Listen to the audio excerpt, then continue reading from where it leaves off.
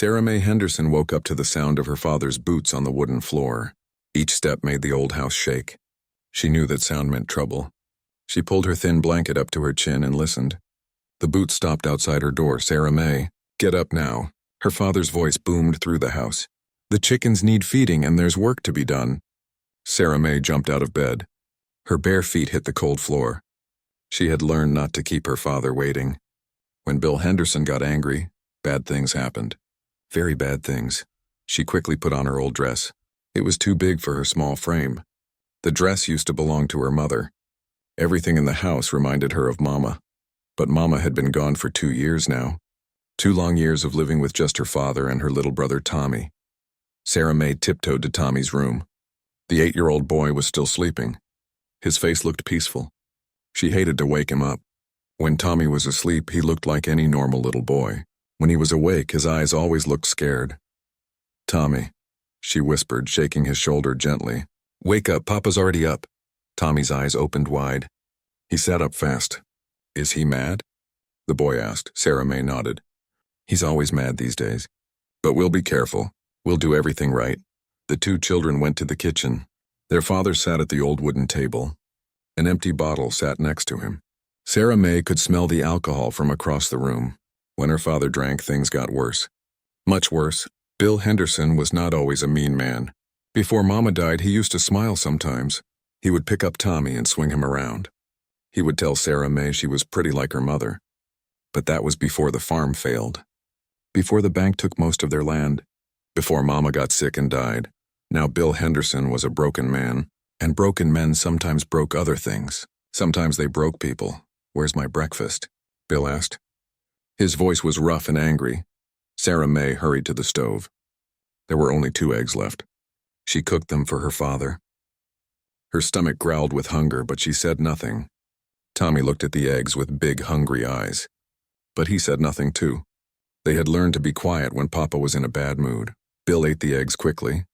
He stood up and walked to the kitchen door. On a nail by the door hung his leather belt. It was thick and black. Sarah Mae's eyes went to the belt. Tommy moved closer to his sister. That belt had hurt them many times. When Sarah Mae spilled milk, when Tommy dropped a plate, when either of them made any small mistake, the belt would come off the nail. Their father would tell them to bend over. Then the belt would hit them again and again. "I'm going to town," Bill said. "I might find work today. You 2 better have this house clean when I get back. And Sarah Mae, you better find something for dinner. I don't care how you do it." Sarah Mae nodded. "Yes, Papa." Bill put on his hat and walked out the door. The house became quiet. Sarah Mae let out a long breath. Tommy sat down at the table and put his head in his hands. "I'm so hungry, Sarah Mae," Tommy said. Sarah Mae looked around the kitchen. There was almost no food left. A bit of flour, some old potatoes, no meat, no milk, no money to buy anything. "I know, Tommy. I'll figure something out." She had been saying that a lot lately. Ever since Papa lost his job at the mill 3 months ago, money was gone. Food was running out. And Papa's anger was getting worse every day. Sarah Mae walked to the window and looked outside. Their farm used to be beautiful. Green fields as far as you could see, healthy cows and pigs, chickens everywhere. Now most of the animals were gone, sold to pay bills. The fields were brown and empty. Only a few chickens were left. The house was falling apart too. The roof leaked when it rained. Some windows were broken. The paint was peeling off the walls. Everything looked sad and old. But the worst part was not the broken house or the empty fields. The worst part was the fear. Sarah Mae was afraid all the time now. Afraid of making her father angry. Afraid of what he might do next. Afraid that Tommy would get hurt. She looked at her little brother. Tommy was so thin now. His clothes hung loose on his small body. His eyes looked too big for his face. He used to laugh and play like other children. Now he was always quiet and scared. Sarah Mae remembered when their mother was alive. Mama would sing while she cooked. She would read stories to Tommy at bedtime. She would brush Sarah Mae's hair and tell her she was beautiful. The house felt warm and safe then. Now the house felt cold and dangerous. Like something bad could happen at any time. Sarah Mae went outside to feed the chickens. The sun was hot already, even though it was still morning. Texas summers were always hot. But this summer felt hotter than usual. Or maybe everything just felt harder now. She scattered the last bit of chicken feed on the ground. The chickens ran to eat it. At least someone in this place would not be hungry today. As she walked back to the house, Sarah May saw a man on horseback in the distance. He was on the road that ran past their farm. She watched him ride by. He looked like a cowboy. Most men around here worked with cattle or horses. The man rode slowly. He looked at their farm as he passed. Sarah May wondered what he thought when he saw their broken fence and empty fields. Did he feel sorry for them? Or did he think they were just poor people who did not matter? Sarah May went back inside. Tommy was still sitting at the table. He looked so small and lost. What are we going to do, Sarah May? Tommy asked. Sarah May sat down next to him. She put her arm around his thin shoulders. We're going to be okay, Tommy. We just have to be strong. And we have to be careful not to make Papa angry. But even as she said the words, Sarah May was not sure she believed them. Things were getting worse, not better. Her father was drinking more. His anger was growing stronger. And they had less and less food each day. Sometimes late at night, Sarah May would lie in bed and think about running away. She and Tommy could just walk down the road and never come back. But where would they go? They had no money, no family, no friends who could help them. So they stayed. And they waited. And they hoped that somehow things would get better. But deep down, Sarah May was afraid that things would only get worse.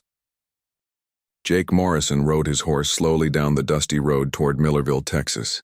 His hat was pulled low over his eyes to block the hot sun. Everything he owned was in the saddlebags on his horse. A few clothes, some money, and a worn Bible that belonged to his mother. Jake was looking for work. He had been traveling for 3 weeks now, moving from town to town. Sometimes he found work for a few days. Sometimes he did not, but he kept moving. He always kept moving. Jake was 24 years old, but he looked older. Hard work and hard times had made lines around his eyes. His hands were rough from years of working with cattle and horses. His clothes were clean but old. He did not have much, but he took care of what he had. As Jake rode past a small farm, he noticed how run down it looked. The fence was broken in many places. The barn needed paint. The house looked like it might fall down in the next strong wind. But what caught his attention was a young girl feeding chickens in the yard. The girl looked very thin. Her dress was too big for her. She moved carefully like she was afraid of making noise. When she saw Jake looking at the farm, she quickly went back inside the house. Something about the way she moved made Jake feel sad. Jake had seen that kind of fear before. He knew what it looked like when someone was always scared. He had felt that fear himself when he was young. Jake rode on toward town. Millerville was not a big place. One main street with a few stores, a church, and a saloon. But it was the kind of town where a man could find work if he was willing to work hard. Jake stopped his horse in front of the general store. He tied the reins to a post and went inside. The store was cool and dark after the bright sun outside. It smelled like coffee and leather and soap. "Can I help you?" asked the man behind the counter.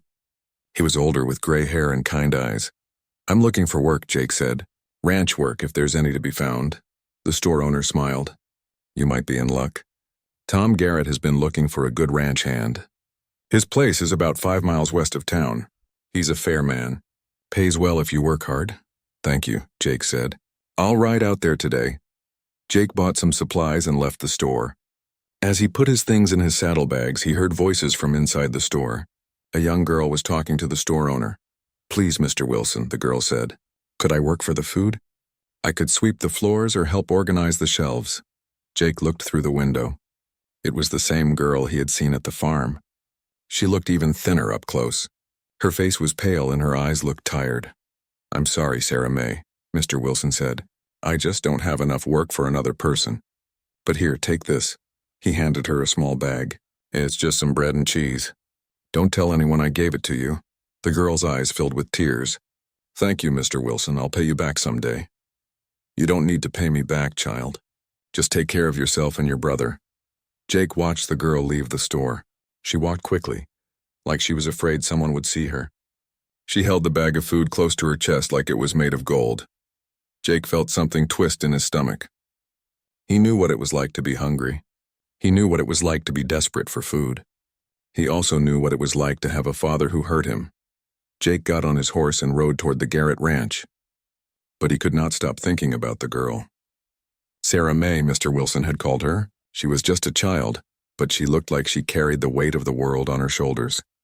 The Garrett Ranch was everything the Henderson farm was not. The fences were strong and straight. The buildings were well kept. Cattle grazed in green pastures. Everything looked successful and happy.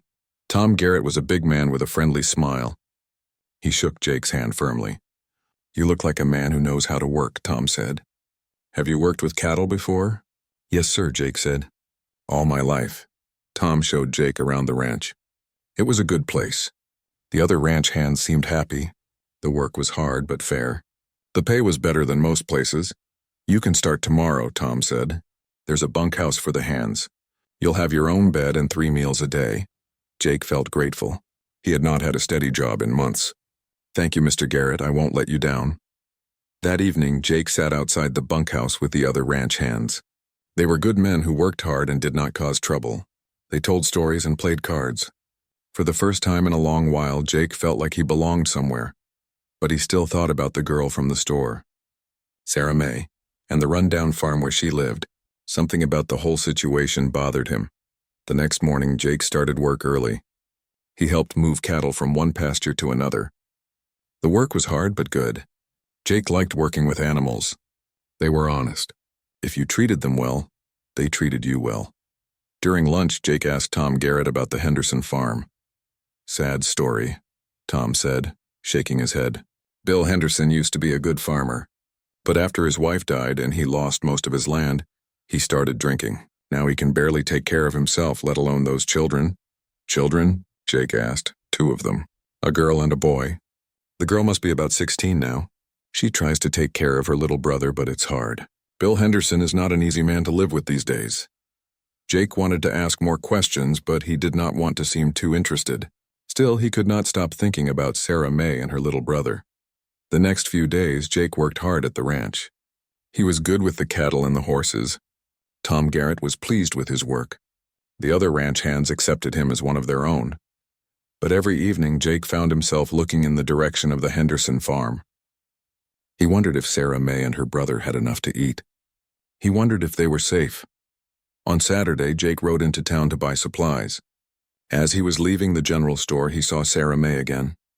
This time she had a little boy with her. The boy must be her brother. He was very thin and looked scared of everything. Jake watched them walk down the street. Sarah May held the boy's hand tightly. She kept looking around like she was watching for danger. The boy stayed close to his sister, never letting go of her hand. Jake followed them at a distance. He watched as they went into the church. Through the open door, he could see them sitting in the back row. They sat very still and quiet, like they were afraid to move. After church, Jake saw Sarah May talking to the preacher's wife. The woman gave her a small basket.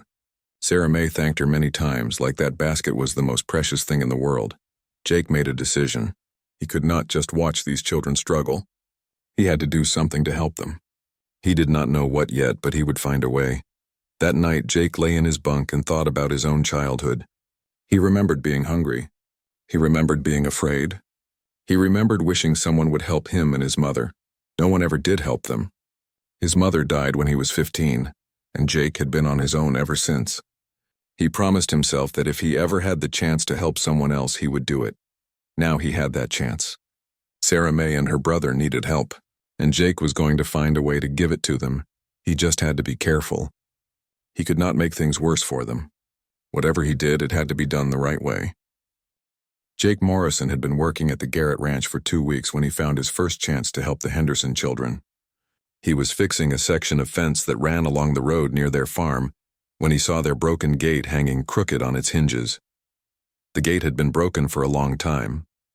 Jake could see the deep ruts in the dirt where Sarah May and Tommy had to squeeze through the gap to get in and out of their yard. It would take him less than an hour to fix it properly. Jake waited until late afternoon when most people would be inside having dinner. He rode over to the Henderson place with his tools. The house looked quiet.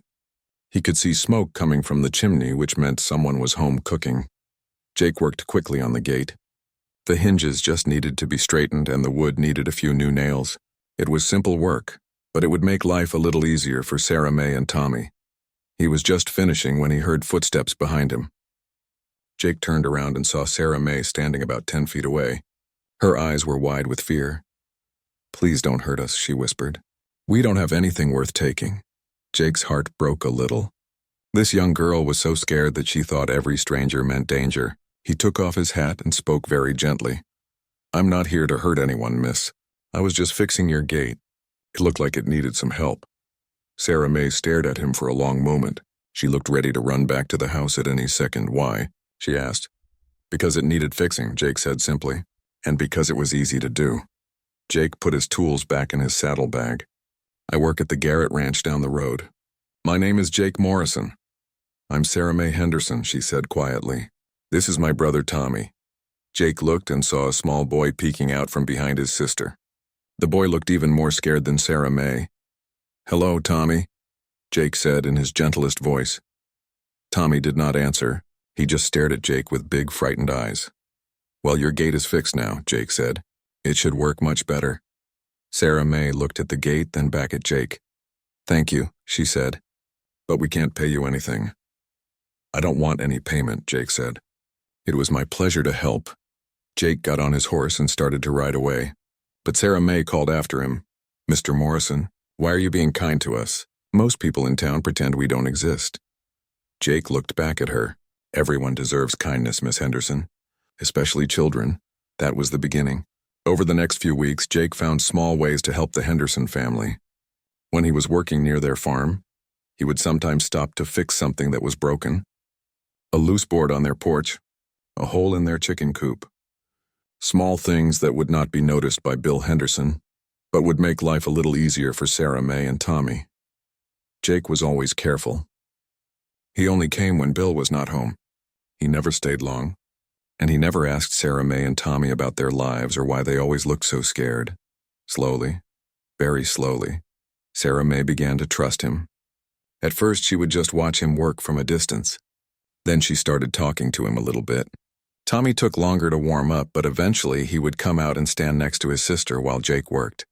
One day Jake was fixing their water pump when Tommy finally spoke to him. "Are you a real cowboy?" the boy asked. Jake smiled. "I suppose I am. I work with cattle and horses. Do you have a gun?" Tommy asked. "I do," Jake said, "but I only use it to protect the cattle from wild animals. I don't like guns very much." "Papa has a gun," Tommy said quietly. "He says he might have to use it someday." Jake felt a chill run down his spine. He wondered what Bill Henderson meant by that. But he did not ask Tommy any more questions. Another day, Jake brought some extra supplies from the ranch.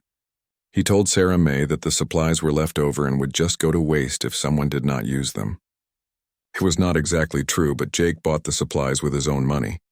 "We can't take your food," Sarah May said. "It's not my food," Jake lied. "It belongs to the ranch, and Mr. Garrett said to give it to anyone who could use it." Sarah May looked at the bag of flour, beans, and salt. Jake could see how much she wanted to take it, but she was still hesitant. "Are you sure Mr. Garrett won't be angry?" she asked. "I'm sure," Jake said. "He's a good man. He would want you to have it." Sarah May finally took the supplies. "Thank you," she whispered. That evening, Jake saw smoke coming from the Henderson chimney earlier than usual. He knew Sarah May was finally able to cook a real meal for her and Tommy. It made him feel good inside. As the weeks passed, Jake learned more about the Henderson family without asking direct questions. He learned that Bill Henderson had been gone for 3 days looking for work. He learned that Sarah May had been taking care of Tommy by herself since their mother died. He learned that they often went hungry. He also learned that they were both very smart. Sarah May could read better than most adults. Tommy was good with numbers. But neither of them had been to school in months because they did not have proper clothes or shoes. Jake started bringing them books from town. He said he found them at the general store and thought they might like them. Sarah May's eyes lit up when she saw the books. She loved to read, but she had read their few books many times already. "I'll take good care of them," Sarah May promised. "They're yours to keep," Jake said. Tommy was fascinated by Jake's horse. The boy would stand by the fence and watch while Jake worked. One day, Jake asked Tommy if he wanted to pet the horse. Tommy looked scared but excited. "He won't bite me?" "No," Jake said. "His name is Ranger and he's very gentle. Here, let me show you how to pet him." Jake helped Tommy reach out and touch the horse's neck. Ranger stood very still and let the boy pet him. Tommy's face broke into the first real smile Jake had ever seen from him. "He's so soft," Tommy said with wonder. From that day on, Tommy always wanted to pet Ranger when Jake came to visit. Jake would lift the boy up so he could brush the horse's mane. It made Tommy feel brave and happy. Sarah May watched her brother with Jake and saw how different Tommy became. The fear left his eyes. He laughed and asked questions like a normal child. It had been so long since Sarah May had seen her brother truly happy. But Sarah May was still very careful. She never told Jake about their father's drinking or his anger. She never mentioned the belt that hung by the kitchen door. She was afraid that if Jake knew the truth, he might try to help in a way that would make their father angry. And an angry Bill Henderson was a dangerous Bill Henderson. Jake could see that Sarah May was still holding back. He could see the fear that never quite left her eyes. He could see how she always listened for the sound of footsteps or voices. He could see how she protected Tommy, always keeping herself between her brother and any possible danger. Jake wanted to ask her about it. He wanted to tell her that he could help her with whatever was wrong, but he knew that pushing too hard might scare her away completely, so he continued with his small kindnesses. He continued to earn their trust little by little. He continued to hope that someday, Sarah May would feel safe enough to tell him the truth, because Jake was beginning to suspect that the Henderson children needed more help than just a fixed gate and some extra food. He was beginning to suspect that they needed someone to save them. Bill Henderson came home from town with whiskey on his breath and anger in his heart. He had been gone for 4 days looking for work, and he had found nothing. Every ranch, every farm, every store had turned him away. Some people would not even talk to him once they smelled the alcohol. The ride home had made his anger worse. He saw other farms that were doing well. He saw families that seemed happy. He saw everything he used to have and had lost. By the time he reached his broken-down farm, Bill Henderson was ready to explode. Sarah May heard her father's horse in the yard and felt her stomach twist with fear. She had hoped he would find work and come home in a better mood, but she could hear him cursing and stumbling as he put his horse in the barn. She knew he had been drinking. "Tommy," she whispered to her brother, "Papa's home. Go to your room and stay quiet." Tommy's face went pale. He had been playing with a wooden horse that Jake had carved for him. Now he quickly hid the toy under his bed and crawled under his blanket. Sarah May tried to make the house look perfect. She swept the floor again even though it was already clean. She made sure the dishes were put away. She checked that everything was in its proper place. Maybe if everything looked good, Papa would not get angry. But Bill Henderson was already angry when he walked through the door. He was angry at the world, angry at God, angry at himself. And when Bill Henderson was angry, someone had to pay. "Sarah May," he shouted. "Where are you?" "I'm here, Papa," Sarah May said, coming into the kitchen. She kept her voice calm and quiet. Bill looked around the kitchen with bloodshot eyes. "This place is a mess," he said, even though everything was clean and neat. "I cleaned it, Papa. I cleaned the whole house. Don't talk back to me." Bill roared. He swayed a little as he stood. The whiskey made his words thick and hard to understand. Sarah May bit her lip and said nothing. She had learned that sometimes silence was safer than words. Bill opened a cabinet and looked inside. It was almost empty. Just a few cans and some old bread. "Where's all the food?" he demanded. "We don't have much left, Papa. But I can make you something with what we have." "How can we not have food? I left you money." Bill's voice was getting louder and more dangerous. Sarah May's heart sank. Her father had not left them any money. He never left them money anymore. But she knew better than to argue with him when he was like this.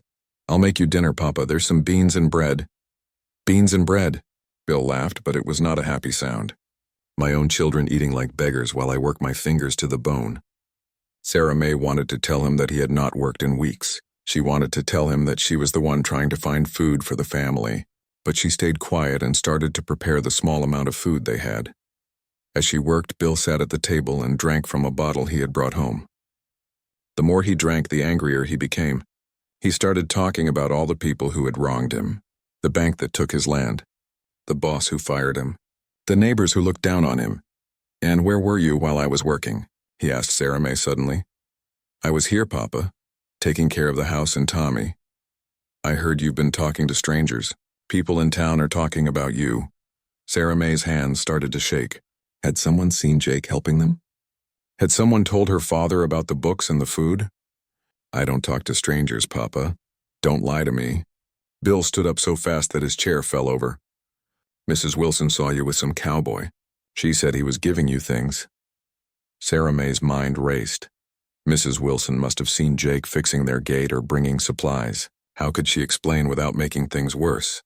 He just fixed our gate, Papa. He didn't want any payment. Fixed our gate? Bill's eyes grew even more angry. You let some stranger come to my property? You let him do work that I should be doing? Papa, the gate was broken for so long. I thought. You thought what? That your father can't take care of his own family. That you need some cowboy to come rescue you? Sarah May realized she had made a terrible mistake. She should never have mentioned the gate. Now her father felt embarrassed and angry, and that was the most dangerous combination of all. No, Papa. I know you take good care of us. But it was too late. Bill Henderson was past the point of listening to reason. He had been building up anger for days, and now he needed someone to blame, someone to punish, someone to hurt. What else did this cowboy give you? Bill demanded. Sarah May thought about the books hidden under her bed. The extra food that had already been eaten. The small kindnesses that had made life a little easier. Nothing, Papa, just fix the gate. Bill grabbed Sarah May by the arm. His grip was hard and painful. Don't lie to me. I can see you're lying. What else? Nothing, Sarah May cried. I promise. But Bill Henderson was not interested in promises or truth. He was interested in having someone to blame for all his failures. Someone smaller and weaker than himself. Just then, Tommy appeared in the doorway. He had heard the shouting and was scared for his sister. Sarah May, Tommy called softly. Bill turned toward the boy. Get back to your room, he shouted. Tommy was so frightened that he could not move. He just stood in the doorway, trembling. I said, get back to your room. Bill took a step toward Tommy. Leave him alone, Sarah May said, stepping between her father and her brother. He didn't do anything wrong. Neither of you should be telling me what to do in my own house. Bill's face was red with rage. I'm the father here. I'm the one who makes the rules. Bill looked at the kitchen door where his belt hung on its nail. Sarah May followed his gaze and felt ice-cold fear run through her body. Papa, please, she whispered. We didn't mean any harm. But Bill Henderson was already reaching for the belt. The thick black leather belt that had caused so much pain before. As his hand closed around it, Sarah May heard Tommy start to cry behind her. Both of you have forgotten who's in charge here, Bill said as he pulled the belt free from its nail. It's time I reminded you. Sarah May looked at the belt in her father's hand and knew that this time would be different. This time his anger was too big and too dangerous. This time he might not stop when he usually did. This time she was truly afraid for her life. And for Tommy's life too. Jake Morrison had finished his work early that evening. He wanted to check on the fence line near the Henderson farm before dark. As he rode Ranger down the dusty road, he carried a small bag of supplies that Sarah May and Tommy might need. Jake had become worried about the Henderson children lately. He had not seen them in 3 days, not since their father returned from his latest trip to find work. Something felt wrong. The house had been too quiet, and there was no sign of Sarah May or Tommy anywhere. As Jake got closer to the farm, he heard shouting coming from inside the house. A man's voice, loud and angry. Then he heard crying, a child crying in fear. Jake felt his blood turn cold. He had heard that kind of crying before. When he was a child hiding from his own violent stepfather, he knew the sound of a child in real danger. Jake jumped down from his horse and ran toward the house. The front door was closed, but he could see through the kitchen window. What he saw made his heart stop. Bill Henderson stood in the middle of the kitchen holding his belt high above his head. Sarah May was on her knees in front of him, her arms wrapped around Tommy to protect him. Both children were crying and shaking with terror. Please, Papa, Sarah May begged. Don't hurt Tommy. I'll take his punishment too. Just don't hurt him. But Bill Henderson was beyond listening. The alcohol and anger had taken control of him completely. He raised the belt higher, ready to bring it down on both children with all his strength. You'll both learn to respect me, Bill shouted. You'll learn what happens when you embarrass your father. Jake did not think. He did not plan. He just acted. He burst through the kitchen door like a thunderbolt. Stop, Jake roared as he charged into the room. Bill Henderson spun around, surprised and angry at being interrupted. "Get out of my house," he yelled. "This is none of your business." "It becomes my business when you're about to hurt children," Jake said. His voice was deadly calm, but his eyes burned with fury. Jake was younger than Bill, but he was also stronger and sober. Years of hard work had made his body tough and powerful. Bill could see the danger in Jake's eyes and took a step backward. "These are my children," Bill said, but his voice was not as strong as before. "I can discipline them however I want." "Not like this," Jake said, moving closer. "Not with that belt. Not when they're terrified and begging you to stop." Jake looked at Sarah May and Tommy huddled together on the floor. The girl was trying to comfort her little brother, even though she was shaking with fear herself. It reminded Jake of how he used to protect his own mother when he was young. "Put the belt down," Jake said to Bill. "Right now." "I will not." Bill raised the belt again. "You have no right to come into my house and tell me what to do." "Then I'll take the belt away from you," Jake said. Before Bill could react, Jake lunged forward and grabbed the belt. Bill tried to hold on to it, but Jake was much stronger. With one powerful yank, Jake pulled the belt from Bill's grip. For a moment, Jake held the thick leather belt in his hands. He looked at it with disgust. This belt had caused so much pain and fear. This belt had hurt two innocent children who deserved love, not violence. Jake took the belt in both hands and broke it in half with a loud crack. The leather split apart, and Jake threw the pieces on the floor. "There," Jake said. "That belt will never hurt anyone again." Bill Henderson stared at the broken pieces of his belt. His face went through many emotions: surprise, anger, and then something that looked almost like relief. "You had no right," Bill said, but his voice was quiet now. "I had every right," Jake replied. "Every person has the right to protect children from being hurt." Jake knelt down beside Sarah May and Tommy. Both children were still shaking, but they looked at Jake like he was a hero who had saved their lives. "Are you both okay?" Jake asked gently. Sarah May nodded, but she could not speak. Tommy reached out and grabbed Jake's hand. "He was going to hurt us bad this time," Tommy whispered. "Real bad." Jake felt his anger grow even stronger, but he kept his voice calm for the children. "No one is going to hurt you now," he promised. Jake stood up and faced Bill Henderson again. Bill had slumped into a chair and put his head in his hands. Some of the anger had left him, but Jake could see that the man was still dangerous. "Mr. Henderson," Jake said, "I think you need to think carefully about what kind of father you want to be." Bill looked up with red, tired eyes. "You don't understand," he said. "I've lost everything. My wife, my farm, my money. These children are all I have left, and they don't even respect me." "Respect is earned," Jake said firmly. "You can't beat it into children with a belt. All that does is make them afraid of you." Jake looked around the kitchen. He could see the fear that lived in this house. He could see how the children had learned to be quiet and careful, always watching for danger. "These children love you," Jake said to Bill. "But they're terrified of you. Is that really what you want?" Bill Henderson looked at his children. Sarah May had her arms around Tommy, still protecting him. Both children watched their father with wide, frightened eyes. For a moment, Bill's face softened. Jake could see the man Bill used to be before grief and alcohol changed him. But then the hardness came back. "What I do with my children is my business," Bill said, "and I want you to leave my house right now." Jake wanted to refuse. He wanted to take Sarah May and Tommy away from this place immediately. But he knew that would only make things worse. If he took the children now, Bill would call the sheriff. Jake would be arrested for kidnapping, and the children would be brought back to an even angrier father. "I'm leaving," Jake said. "But I'll be watching. If I ever see or hear of you hurting these children again, I'll be back. And next time I won't just break your belt." Jake looked at Sarah May and Tommy one more time. "If you ever need help," he said quietly, "you know where to find me." Sarah May nodded. Her eyes were full of gratitude and something else. Hope, maybe. For the first time in a long time, someone had stood up for her and Tommy. Someone had shown them that they were worth protecting. Jake walked to the door and stopped. He turned back to Bill Henderson one last time. "Your children are good kids," Jake said. "They deserve better than this. They deserve better than fear." Then Jake left the house and got back on his horse. But he did not ride far. He stayed nearby in the trees, watching the house. He wanted to make sure Bill Henderson did not take his anger out on the children after Jake left. The house stayed quiet. No more shouting. No more crying.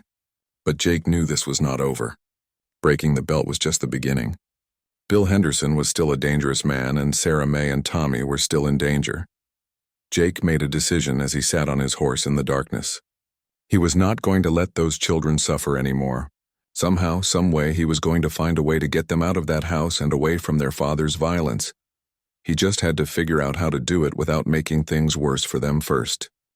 Jake stayed hidden in the trees near the Henderson farm until well past midnight. The house had been quiet since he left, but he could not shake the feeling that something terrible was going to happen. He knew men like Bill Henderson. Breaking his belt had embarrassed him, and embarrassed men often became even more dangerous. Finally, Jake rode back to the Garrett ranch. But he could not sleep. He kept thinking about the look of terror in Sarah May's eyes and the way Tommy had grabbed his hand. Those children were living in fear every single day, and Jake could not stand it anymore. The next morning, Jake could barely concentrate on his work. Tom Garrett noticed that something was bothering him.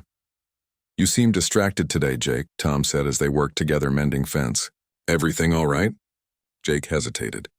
He wanted to tell Tom about the Henderson children, but he was not sure how much to say. Finally, he decided to trust his boss. "It's about the Henderson kids," Jake said. "I think they're in real danger from their father." Tom's face grew serious. "I was afraid of that. People in town have been talking. Bill Henderson has been drinking more and getting meaner. But what can anyone do? They're his children. What if his children's lives are in danger?" Jake asked. Tom was quiet for a long moment. "That's a serious thing to say, Jake. Are you sure?" Jake told Tom what he had seen the night before. He described Bill Henderson with the belt raised over two terrified children. He told Tom about breaking the belt and the threats he had made. "You did the right thing," Tom said when Jake finished. "But you're right to be worried. Bill Henderson is not going to forgive you for embarrassing him like that, and he might take it out on those kids. That's what I'm afraid of," Jake said. "I think I need to get them away from there." Tom looked shocked. "Jake, you can't just take someone's children. That would be kidnapping. They'd hang you for that. Even if their father is trying to kill them, you'd have to prove that in court. And by the time you did that, it might be too late for those kids." Jake felt frustrated and helpless. He knew Tom was right about the law, but he also knew that Sarah May and Tommy were running out of time. That evening, Jake rode back toward the Henderson farm. He told himself he was just checking to make sure the children were safe. But deep down, he knew he was looking for an excuse to act. Jake hid in the same spot in the trees and watched the house. For an hour, everything seemed normal. He could see lamplight in the windows and smoke coming from the chimney. Maybe things would be all right after all. Then Jake heard the shouting start. Even from a distance, he could hear Bill Henderson's angry voice. Then he heard Sarah May crying and pleading. Then he heard something that made his blood freeze. Tommy screaming in pain and terror. Jake did not hesitate. He jumped on his horse and rode hard toward the house. He did not care about the law or the consequences. Those children needed help right now, and he was the only one who could give it to them. Jake burst through the kitchen door for the second time in 2 days. This time the scene was even worse than before. Bill Henderson had Tommy pinned against the wall and was hitting him with his fists. Sarah May was trying to pull her father away from her brother, but Bill pushed her down hard. "I told you what would happen if that cowboy came back." Bill screamed at his children. "I told you there would be consequences." Jake grabbed Bill Henderson by the shoulders and threw him away from Tommy. Bill hit the kitchen table and fell to the floor. Tommy collapsed, crying and holding his stomach where his father had hit him. "That's enough," Jake roared. "I warned you what would happen if you hurt these children again." Bill Henderson got up slowly. His face was twisted with rage and hate. "You have no right," he screamed. "These are my children, mine." "Not anymore," Jake said firmly. "I'm taking them away from you tonight. You can't do that. I'll have the sheriff arrest you." "Go ahead," Jake said. "Call the sheriff. Tell him how you were beating your 8-year-old son with your fists. Tell him how you threw your daughter to the floor. See what he thinks about that." Jake knelt down beside Tommy. The boy was hurt and scared, but he did not seem to be seriously injured. Sarah May crawled over to her brother and held him close. "Are you both all right?" Jake asked gently. "He said it was our fault you came back," Sarah May whispered. "He said we must have asked you to help us." "None of this is your fault," Jake said firmly. "None of it." Jake looked around the kitchen. Bill Henderson was slumped against the wall, breathing hard. The man looked defeated and exhausted. For a moment, Jake almost felt sorry for him. "Mr. Henderson," Jake said, "I'm going to take Sarah May and Tommy somewhere safe. You can try to stop me, but I don't think you really want to. Deep down, I think you know this is best for everyone." Bill Henderson looked at his children. Sarah May was rocking Tommy gently while the boy cried into her shoulder. Both children looked at their father with fear and sadness. "They're all I have left," Bill said quietly. "They're not possessions," Jake replied. "They're human beings who deserve to be safe and loved. If you really care about them, you'll let me take them to people who can give them what they need." Jake stood up and made his decision. "Sarah May, Tommy, get whatever you want to take with you. We're leaving right now." Sarah May looked uncertain. "Where will we go?" she asked. "I have an aunt who lives about 50 miles from here. She's a good woman who knows how to take care of children. You'll be safe there." "What about Papa?" Tommy asked, looking at his father with worried eyes. Even after everything Bill Henderson had done to them, Tommy still loved his father. That broke Jake's heart even more. "Your papa needs to learn how to be better," Jake said gently. "Maybe someday when he's learned that you can see him again. But right now, you need to be somewhere safe." Sarah May made her decision. "Come on, Tommy, let's get our things." The children went to their rooms and quickly packed their few belongings. A change of clothes each, the books Jake had given them, Tommy's wooden horse, Sarah May's mother's Bible. Everything they owned fit in 2 small bags. When they came back to the kitchen, Bill Henderson was still sitting against the wall. He looked up at his children with tired, sad eyes. "I'm sorry," he said quietly. "I never meant for things to get this bad." Sarah May walked over to her father. For a moment, Jake thought she might change her mind about leaving. Instead, she knelt down and kissed her father's forehead. "I love you, Papa," she said, "but we can't stay anymore." "It's not safe." Bill Henderson started to cry. "I know," he whispered. "I know." Tommy also went to his father. "Will you stop drinking, Papa?" the boy asked. "I'll try," Bill said. "I promise I'll try." Jake felt his throat tighten. This was a family being torn apart by pain and violence. There were no winners here. "Only people trying to survive. We need to go," Jake said gently. "It's a long ride, and we should travel while it's dark." Sarah May and Tommy followed Jake outside. As they walked toward his horse, Sarah May looked back at the house one more time. "Will we ever come home?" she asked. "I don't know," Jake said honestly. "But wherever you end up, it will be better than this.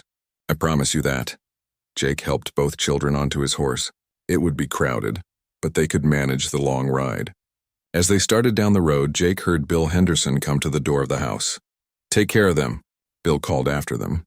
"Please take care of my children." "I will," Jake called back. "I promise." And with that, they rode off into the darkness, leaving behind the only home Sarah May and Tommy had ever known.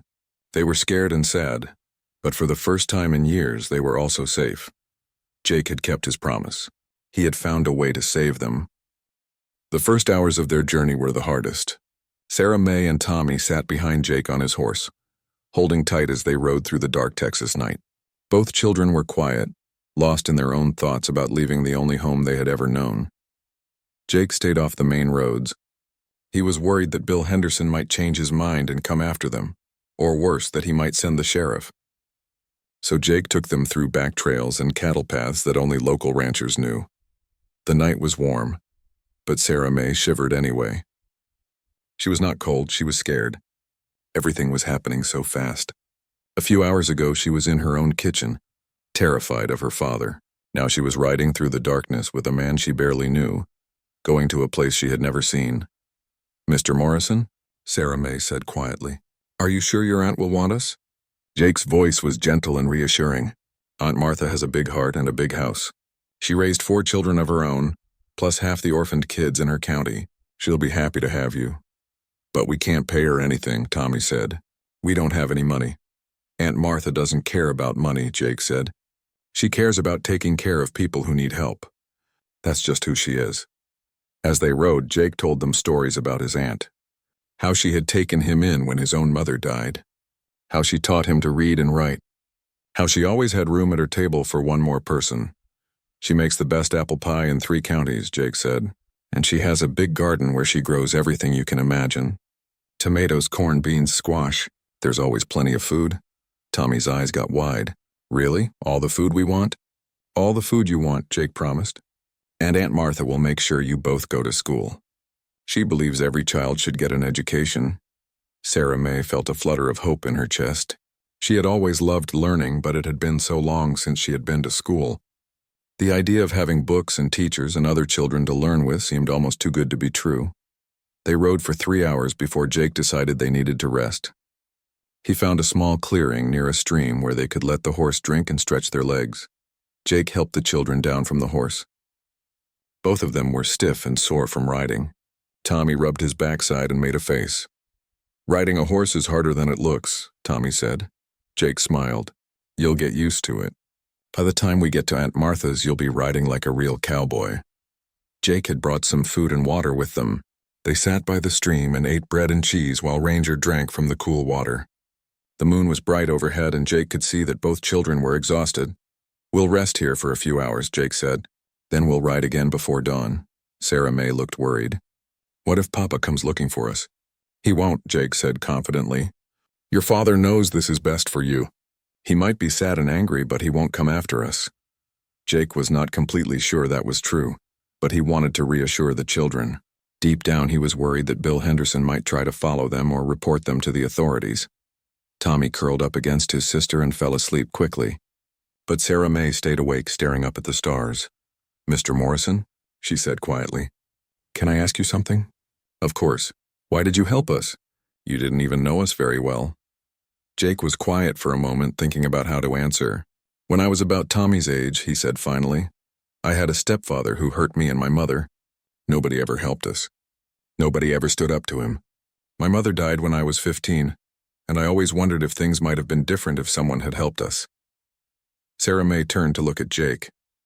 In the moonlight, she could see the sadness in his eyes.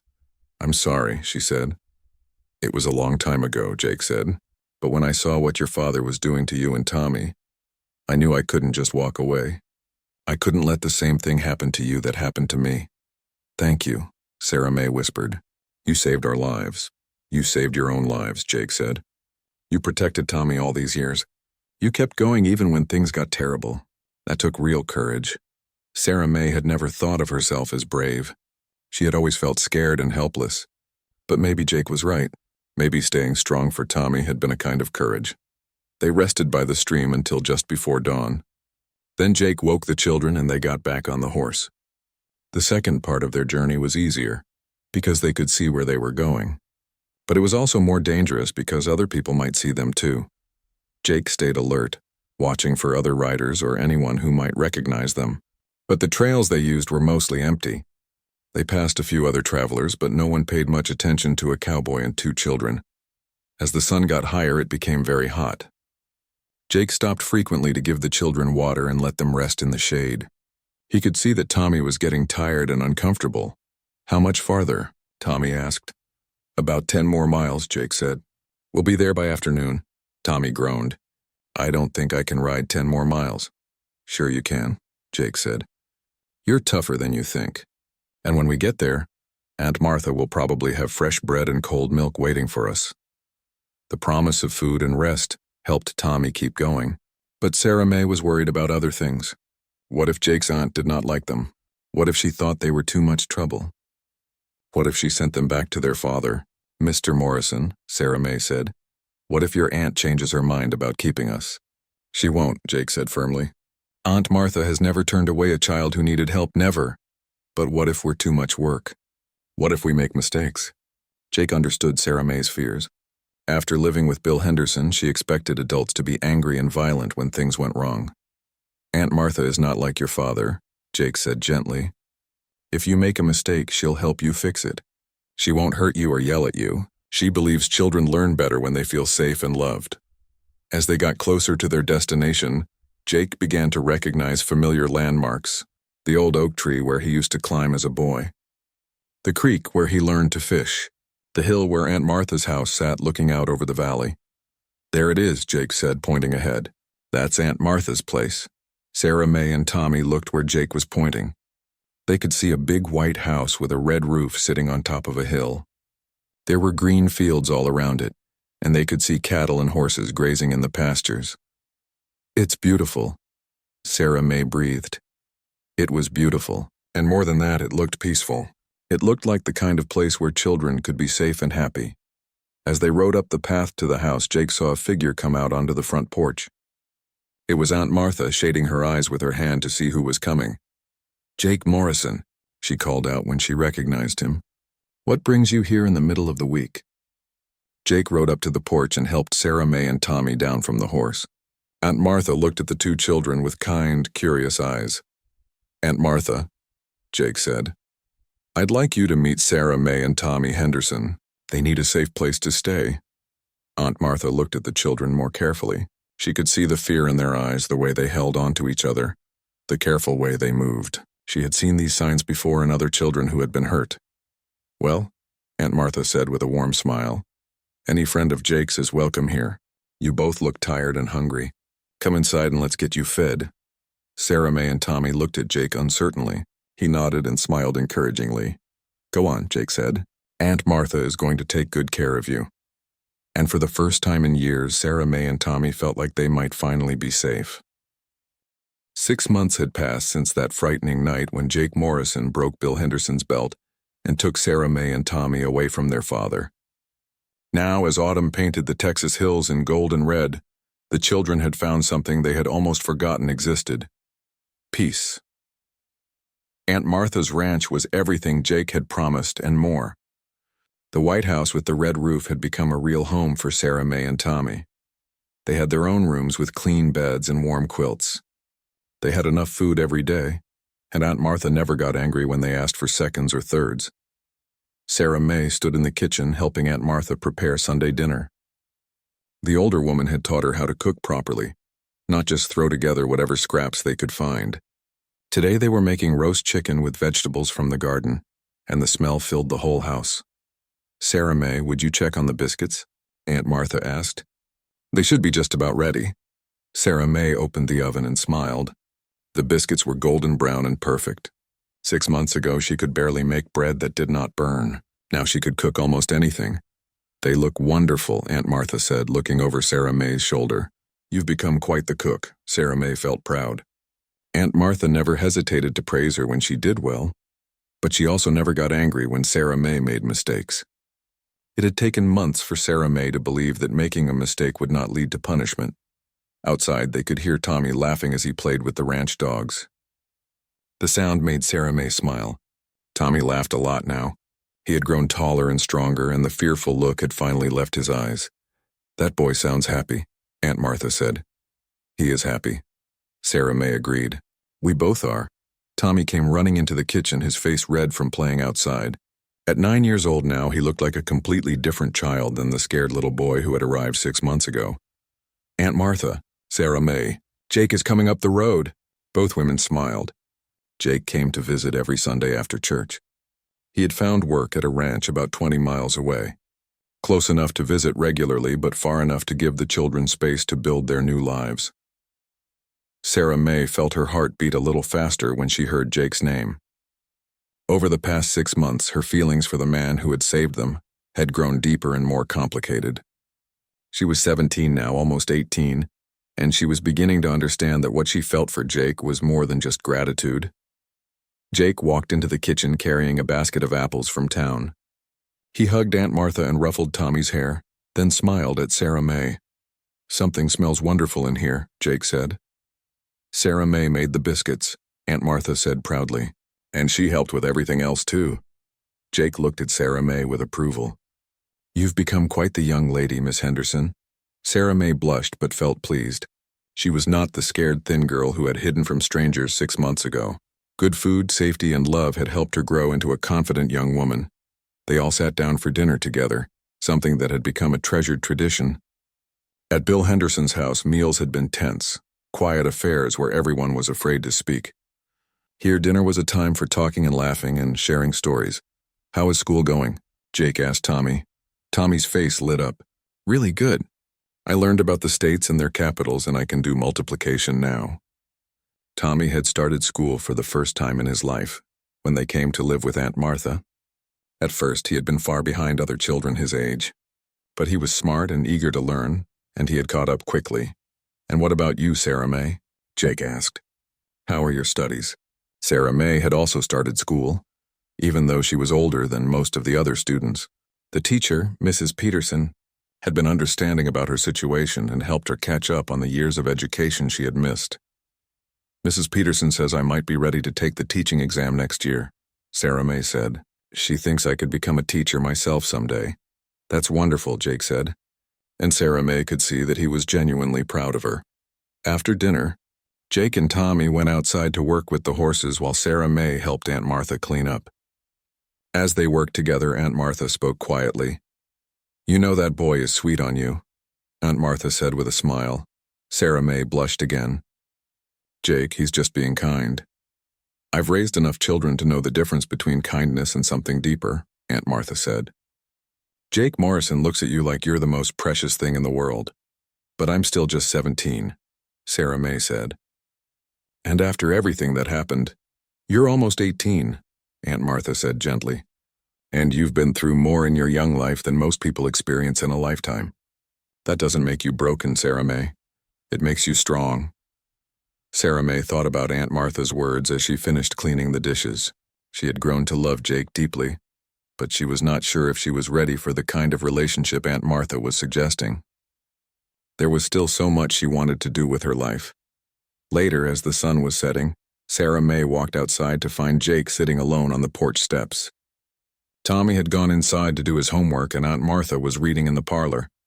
"Mind if I sit with you?" Sarah May asked.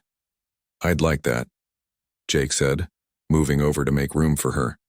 They sat in comfortable silence for a while, watching the sun disappear behind the hills. Finally, Jake spoke.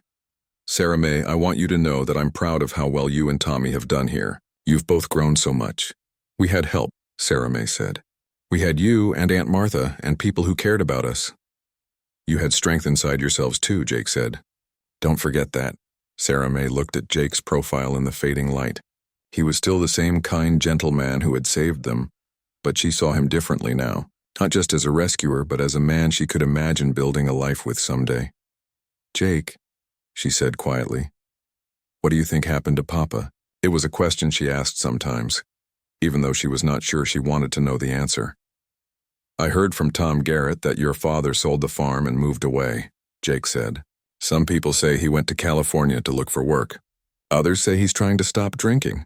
Do you think he'll ever get better?" Sarah May asked. Jake was quiet for a moment. "I hope so," he said finally. "For his sake and for both of you. But even if he does get better, that doesn't mean you have to go back to him. You've built new lives here." "Good lives," Sarah May nodded. She had thought about this many times. Part of her would always love her father, but she knew she could never go back to living in fear. "Jake," she said, "thank you for everything. For saving us, for bringing us here, for visiting us and caring about us." Jake turned to look at her. In the evening light, Sarah May looked beautiful and grown up and strong. "Sarah May," Jake said softly, "I want you to know that my feelings for you have changed over these months. You're not just a child I helped anymore. You're a wonderful young woman and I care about you very much." Sarah May felt her heart race. "I care about you too, Jake, more than I probably should." "There's no rush," Jake said, taking her hand gently. "You have school to finish and dreams to chase. I'm not going anywhere. When you're ready, if you're ever ready, I'll be here." Sarah May squeezed his hand. "I think I might be ready sooner than you think." As the stars came out overhead, Sarah May thought about how much her life had changed. 6 months ago, she had been a scared girl living in constant fear. Now she was a young woman with hopes and dreams and people who loved her. The broken belt that had caused so much pain was gone forever. In its place was something much better, a family built on love instead of fear, and a future full of possibilities. Sarah May and Tommy had learned that cycles of violence could be broken. They had learned that there were good people in the world who would help when help was needed. Most importantly, they had learned that they deserved to be safe and loved and happy. And for the first time in years, they truly were all of those things.